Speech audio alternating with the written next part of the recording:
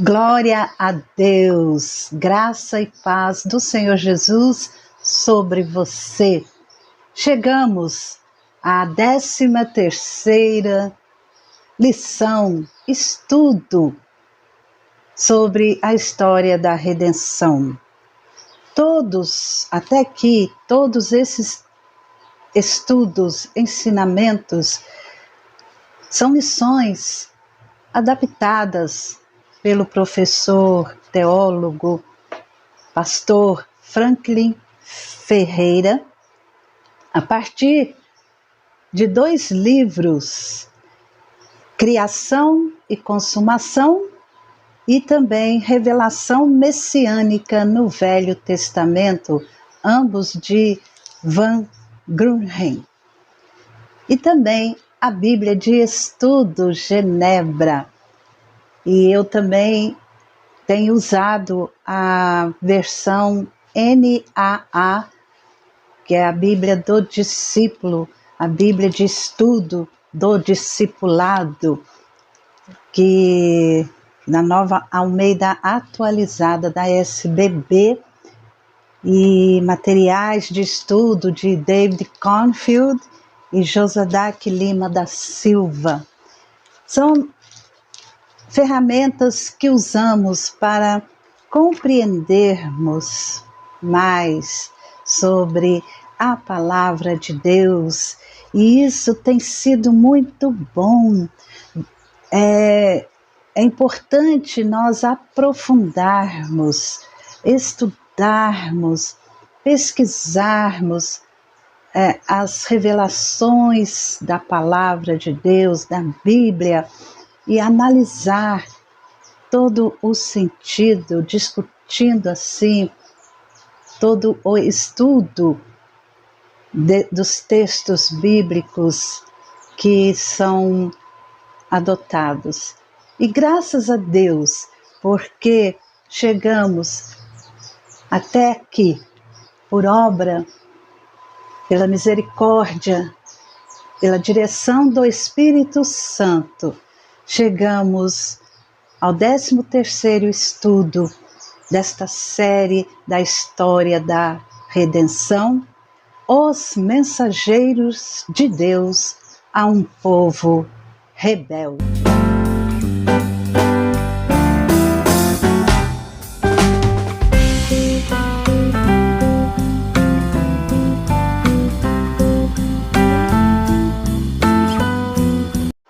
Com o cativeiro da Babilônia, tem início um novo momento significativo na história da redenção.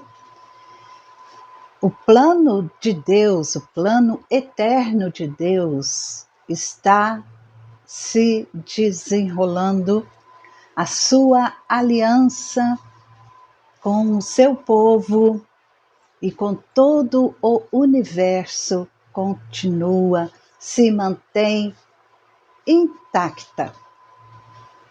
Deus é o soberano. Todos estão em suas mãos.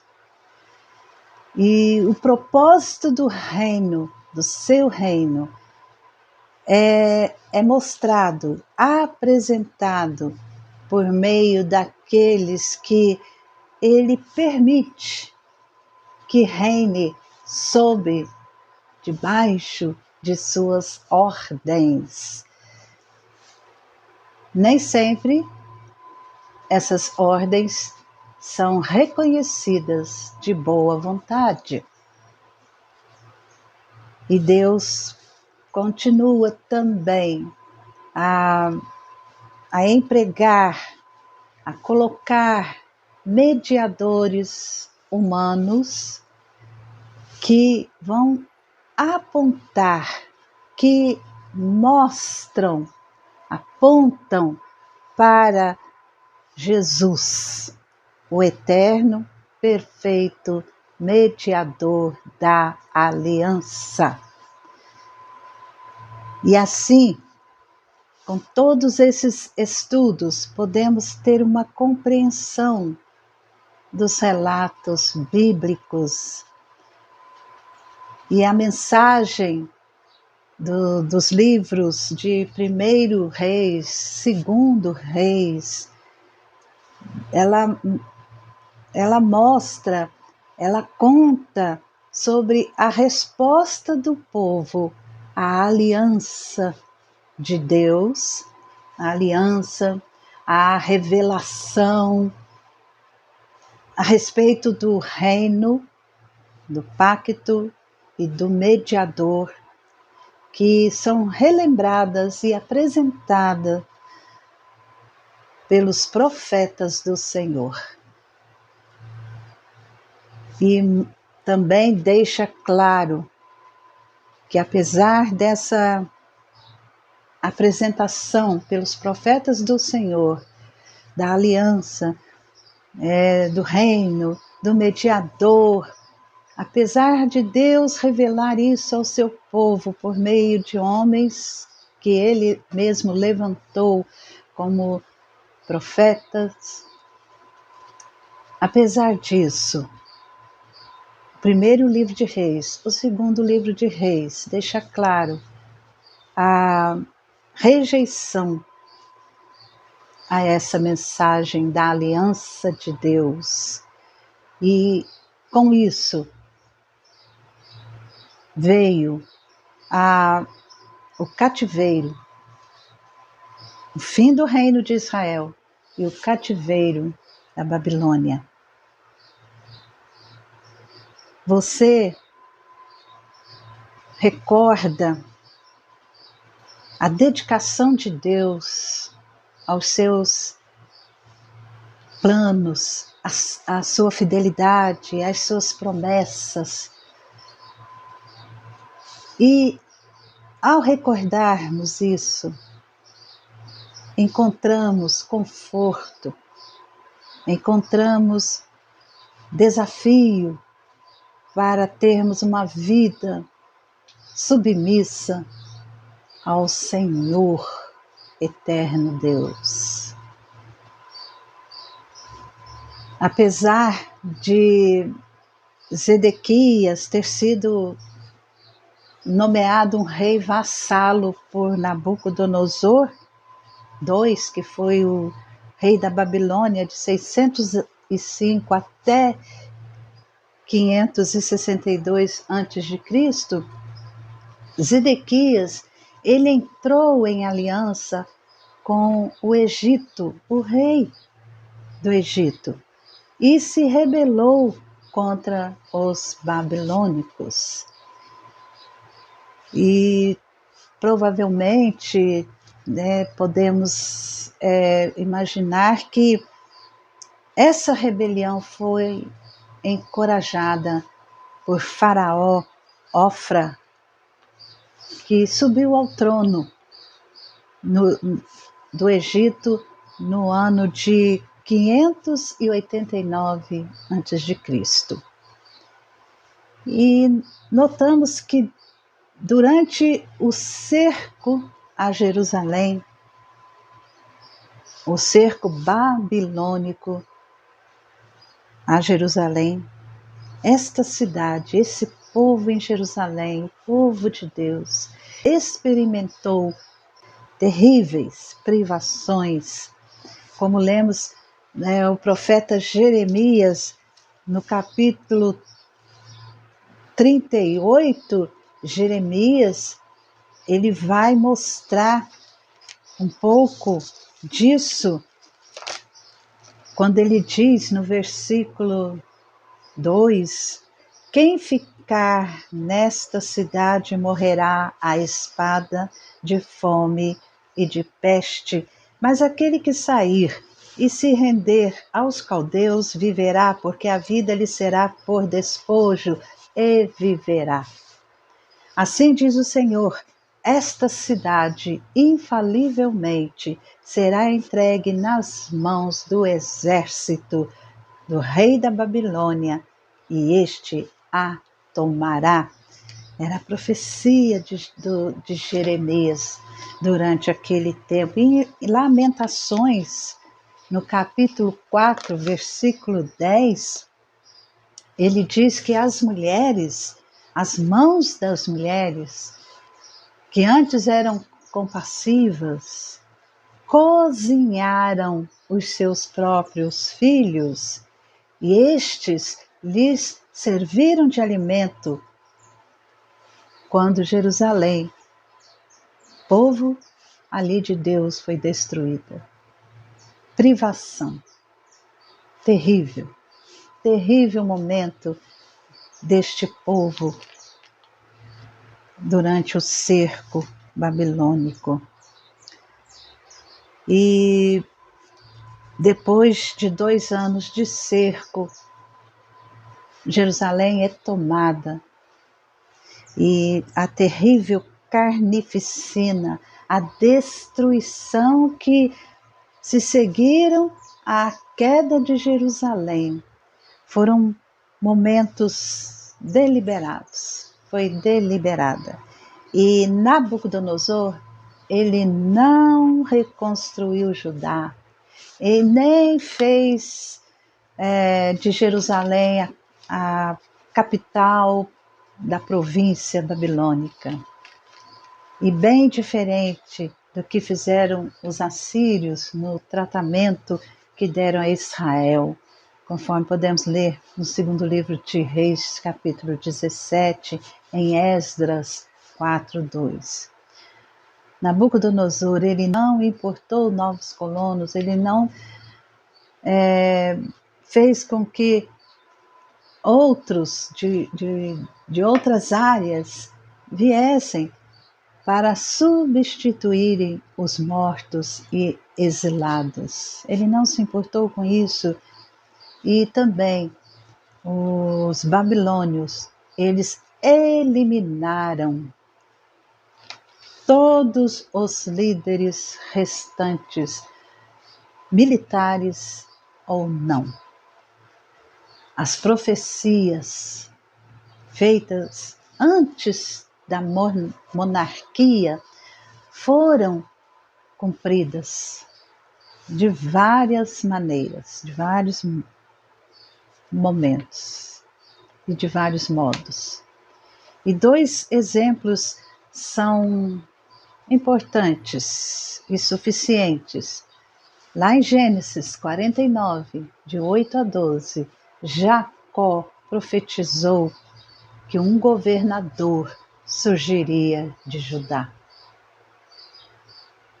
Davi, da tribo de Judá, e as gerações sucessivas dos reis da linhagem de Davi sentaram-se no trono. Segundo exemplo, Moisés, a palavra profética de Moisés com relação às maldições que sobreviriam sobre o povo desobediente foi cumprida. Mas, glória a Deus, as bênçãos prometidas também foram cumpridas, foram desfrutadas pelo povo, como, por exemplo, no reinado de Salomão, reinado de Josafá e Ezequias. Glórias ao Senhor nosso Deus. Em Deuteronômio 27, 28, nesses capítulos, Moisés, ele faz o discurso antes do povo, pouco antes do povo entrar na terra prometida, ele faz um discurso, ele promulga a lei solenemente, a lei de Deus, e ele fala ao povo: fiquem em silêncio e escute, ó Israel. Hoje vocês vieram a ser o povo do Senhor, seu Deus. Portanto, obedeçam à voz do Senhor, seu Deus, e cumpram os mandamentos e os estatutos que hoje lhes ordeno. E depois ele vai trazer as maldições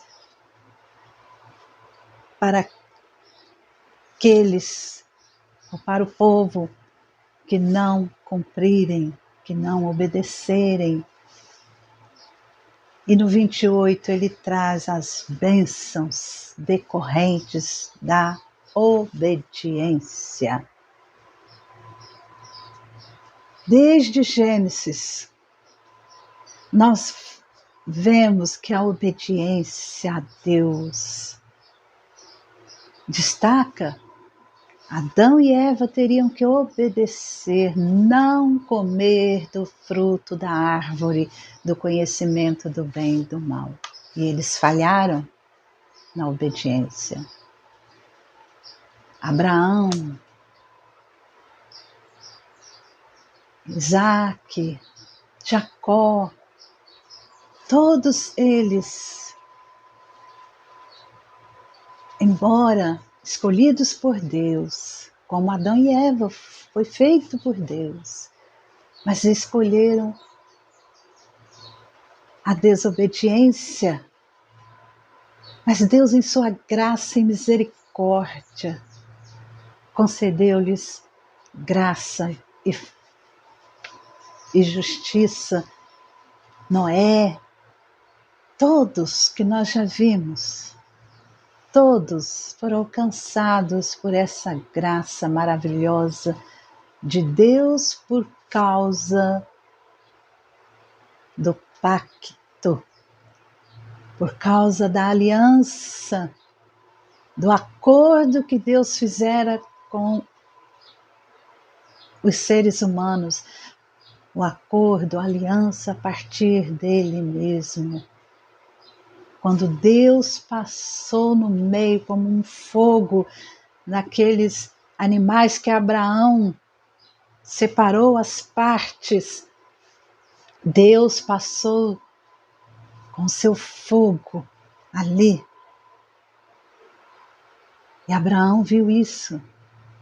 E Abraão pôde constatar que próprio Deus, ele assinou ali esse acordo e ele cumpriria aquele acordo. E é isso que Deus, em todos esses momentos da história, daqui no Antigo Testamento, desde Gênesis, nós podemos ver Deus cumprindo o seu plano e os homens, os seres humanos, as pessoas sendo rebeldes, desobedecendo e esquecendo-se do Senhor. Mas glória a Deus, aleluia, porque Deus é fiel à sua aliança e Ele prometeu e Ele cumpre. E durante todo esse tempo, o seu plano eterno estava se desenrolando, estava sendo feito, estava sendo cumprido por meio de reis que foram servos fiéis a Ele, homens, mulheres, que se dedicaram ao Senhor e confiaram na promessa eterna, embora eles não chegariam a ver a concretização da promessa. Mas eles creram e pela fé, obedeceram a Deus. Tudo pela graça e misericórdia do Senhor, o Deus eterno.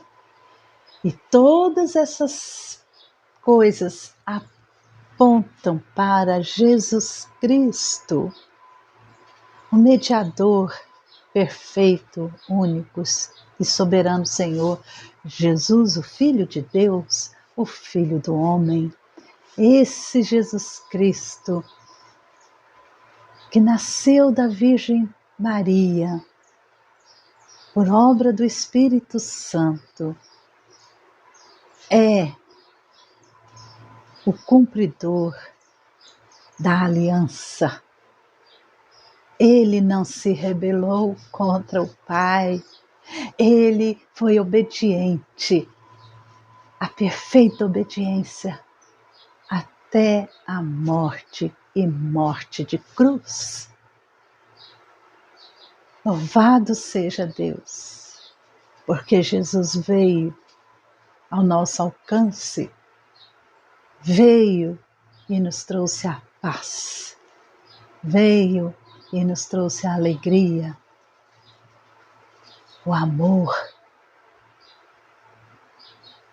e nos dá a verdadeira liberdade diante de Deus. Aleluia, aleluia ao Senhor.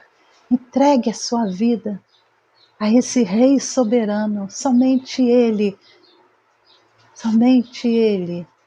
pode nos livrar do mal, do pecado, da culpa, das trevas, porque nele, que foi obediente, como diz Romanos, como diz o apóstolo Paulo aos cristãos em Roma, e a nós hoje, ele é o segundo Adão.